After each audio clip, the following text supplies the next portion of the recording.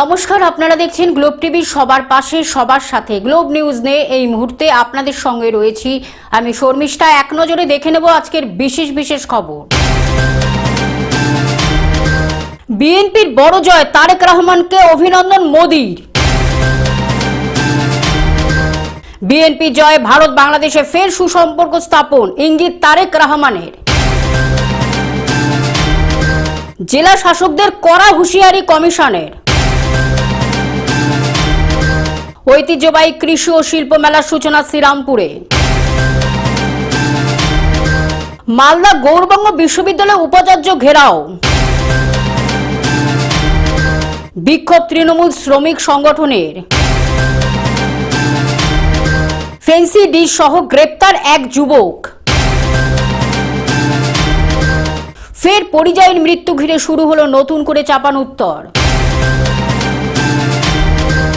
বৃষ্টির আশঙ্কায় ভারত পাক নজরে পিচ। আবহাওয়ার পূর্বাভাস।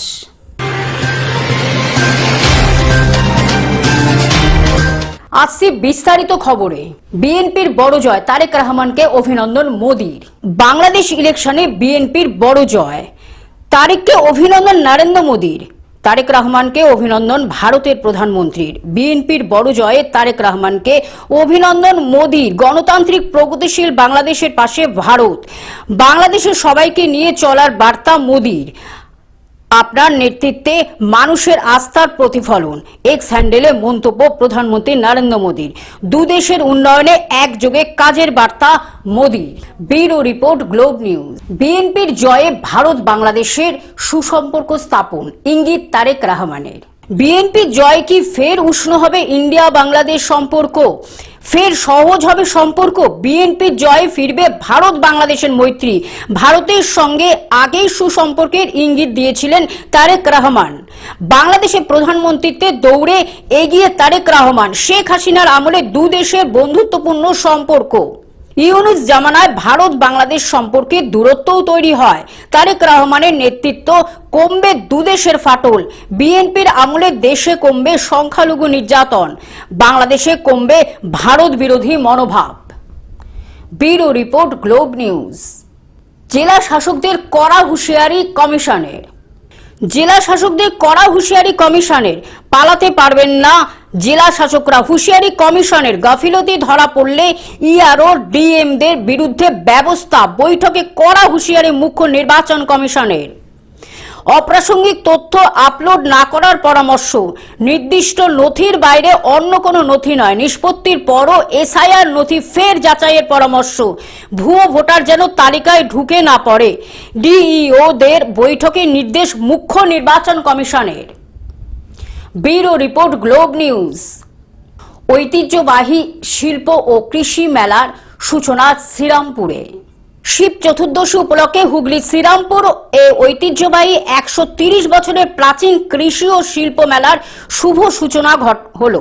এই ঐতিহাসিক মেলার উদ্বোধন করেন অসীম কুমার ঘোষ। অনুষ্ঠানে তার সহধর্মিণী মৈত্রী ঘোষও উপস্থিত ছিলেন। 1897 সালে বাবু ক্ষেত্রমোহন শাহ এই শিবশঙ্কর জিও কৃষি কলা শিল্প প্রদর্শনী মেলার সূচনা করেন। মেলার মূল উদ্দেশ্য ছিল কৃষি শিক্ষার প্রসার, উচ্চ ফলনশীল কৃষির সম্প্রসারণ এবং পুতুলের মাধ্যমে ধর্মীয় কাহিনীর উপস্থাপনা। মেলা সাধারণ মানুষের আরো দৃষ্টি আকর্ষণ করবে, আশেপাশে জেলা থেকে আসবে। এই জেলা তো ঐতিহ্যশালী জেলা। 150 বছর আগে এই জেলা থেকেই তো বন্দে মাতরম এখান থেকে ধ্বনিত হয়েছিল। এই জেলা থেকেই তো শ্রীরামপুর কলেজ কত ভালো ভালো ছাত্রছাত্রী তৈরি করেছে। এই জেলা একটা সময় ডেনমার্কের অধীনে ছিল, পরবর্তীকালে ইংল্যান্ডের অধীনে যায়। হুগলি এমন একটা জেলা, আমি অনেককে বলি, হরিয়ানা বিশিষ্ট বিশ্ববিদ্যালয়ের ভাইস চ্যান্সেলর, ভারতবর্ষের মধ্যে খুব কম জেলা আছে যার একদম হিস্ট্রি আছে। ব্যান্ডেল পর্তুগিজদের, চুচুড়া ডাচদের, চন্দননগর ফ্রেঞ্চদের, শ্রীরামপুর ডেনমার্ক, পরবর্তীকালে ইংল্যান্ড, এতগুলো কলোনিয়াল পাওয়ার একটা ছোট্ট জেলাতে এসেছিল, এটা কিন্তু বিরাট ব্যাপার। এবার এখানকার মানুষেরা, শ্রীরামপুরের এবং হুগলির মানুষেরা যত এক্সপ্লয়টেশনই হোক না কেন, এ অস্বীকার করার কোনো উপায় নেই যে পশ্চিম দুনিয়ার সঙ্গে আমাদের যোগাযোগের ফলে আমরা ক্ষতিগ্রস্ত হয়েও অনেকভাবে উন্নত হই। হুগলি থেকে রাজকুমার প্রসাদের রিপোর্ট, গ্লোব নিউজ। মালদার গৌরবঙ্গ বিশ্ববিদ্যালয়ের উপাচার্য ঘেরাও। মালদার গৌরবঙ্গ বিশ্ববিদ্যালয় উপাচার্য ঘেরাও, অধ্যাপক কর্মীদের হাতে ঘেরাও উপাচার্য আশিস ভট্টাচার্য। উপাচার্যের ঘরে তীব্র বাদানুবাদ। বিশ্ববিদ্যালয়ের উপাচার্যের বিরুদ্ধে একনায়কতন্ত্র চালানোর অভিযোগ। বিশ্ববিদ্যালয়ের রেজিস্ট্রারকে অন্যায়ভাবে অপসারণ করা হয়েছে বলে দাবি। আমি যখন দায়িত্বটা সামলেছি, এবং আপনারা জানেন একসময় ভাইস চ্যান্সেলর ছিলেনও না বেশ কিছুদিন, তো তাতে করে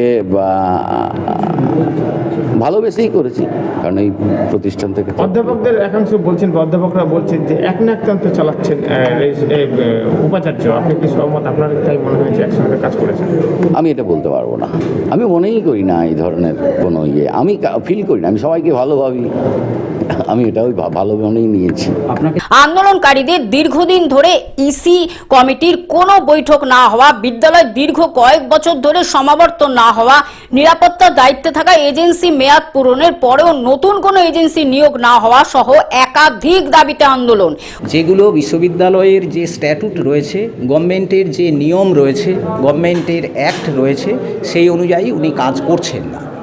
ফলে আমাদের মূল কথা হচ্ছে UGC as well as state government অর্থাৎ গভর্নমেন্ট অফ ওয়েস্ট বেঙ্গলের যে নিয়ম রয়েছে হায়ার এডুকেশনে, সেই সঙ্গে সঙ্গে আমাদের ইউনিভার্সিটির যে স্ট্যাটুট রয়েছে সেই অনুযায়ী ওনাকে কাজ করতে হবে। উনি কোনো স্ট্যাটুটকে মান্যতা দিচ্ছেন না, উনি অ্যাক্টকে মান্যতা দিচ্ছেন না, এইগুলো আমরা লক্ষ্য করেছি। সেই জন্যই আমরা আসতে বাধ্য হয়েছি।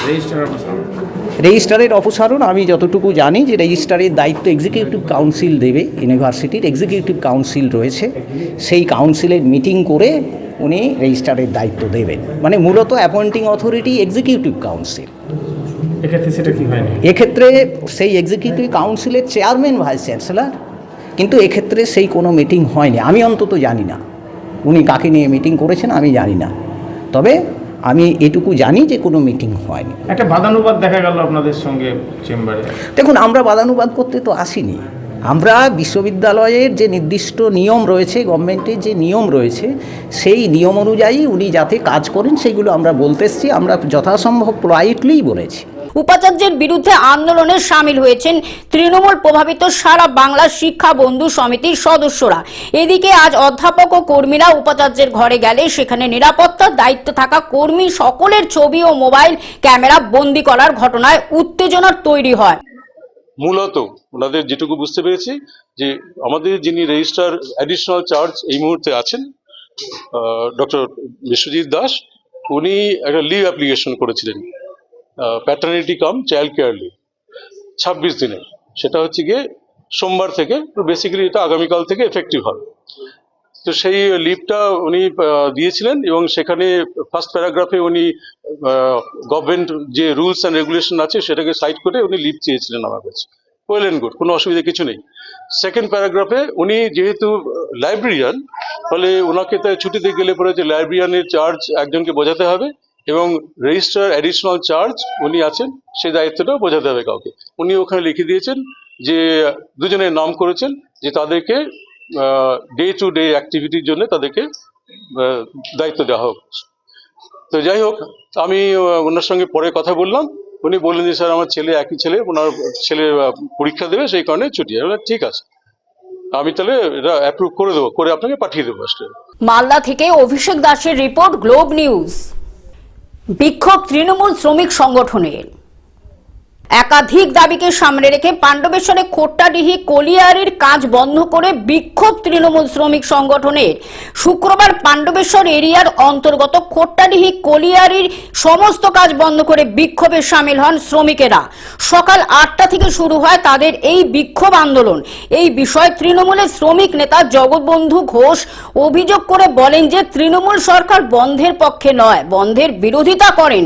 একাধিকবার তাদের এই সমস্যার কথা ইসি বিপিএল কর্তৃপক্ষ জানিয়েও কোনো লাভ হয়নি। তাদের অভিযোগ এখানে পানীয় জলের সমস্যা রয়েছে, পানীয় জল ঠিকমতো সরবরাহ করতে পারছে না, যার কারণে শ্রমিকদের পানীয় জলের জন্য সমস্যায় পড়তে হচ্ছে।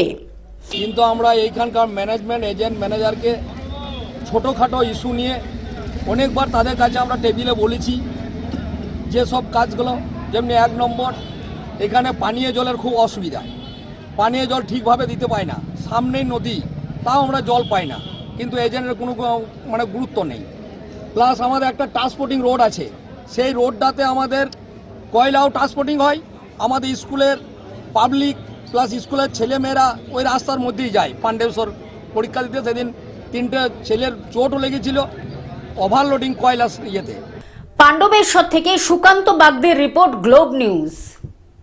ফেন্সি ডিশ সহ গ্রেপ্তার এক যুবক।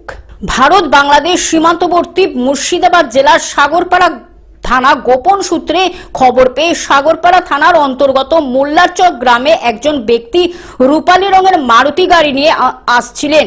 তৎক্ষণাৎ সাগরপাড়া থানা এসআই মনোরঞ্জন মুরারি সেই গাড়ি থামিয়ে তল্লাশি করতেই গাড়ি থেকে বেরিয়ে আসে সাদা রঙের 10টি বস্তা, আর বস্তা খুলতেই বেরিয়ে আসে 1540 বোতল ফেন্সিডিল।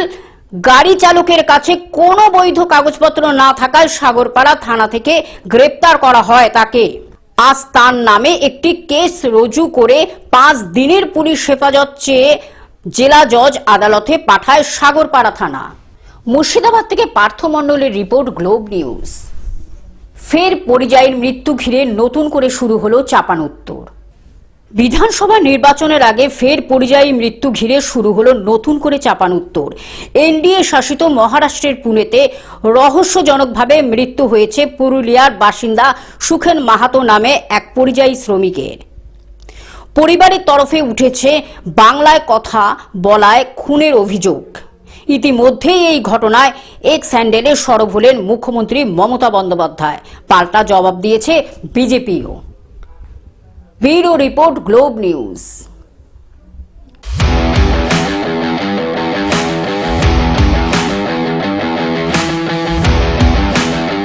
বৃষ্টির আশঙ্কায় ভারত পাক, নজরে পিচ। বৃষ্টির আশঙ্কায় ভারত পাক, নজরে পিচ। এত দৌড়ঝাঁপ 3 দেশ ও আইসিসিকে নিয়ে বৈঠক, এত দৈত্যের পরেও টি20 বিশ্বকাপে ভারত পাক মহাদৈরথ ফেরানো হলো। কিন্তু 15 ফেব্রুয়ারি আদৌ তা হবে? বিকেলের দিকে একটি ঘোষণা আগামী রবিবারের ম্যাচ ঘিরে যাবতীয় আকর্ষণকে উদ্বেগের কালো চাদরে মুড়ে দিয়েছে। কি সেই ঘোষণা? শ্রীলঙ্কার আবহাওয়া দপ্তরে জারি সকলকে আবহাওয়ার পূর্বাভাসের দিকে চোখ রাখতে বলা হয়েছে, যার ফলশ্রুতি হিসাবে ভারত পাক ম্যাচের সন্ধ্যায় ভারী বৃষ্টি হতে পারে। 50 থেকে 70% বৃষ্টির সম্ভাবনার কথা বলা হয়েছে, সঙ্গে বজ্র বিদ্যুৎ সহ বৃষ্টির সম্ভাবনার কথা বলা হয়েছে, সঙ্গে বজ্র বিদ্যুৎ সহ ঝড়। Bureau report, globe news.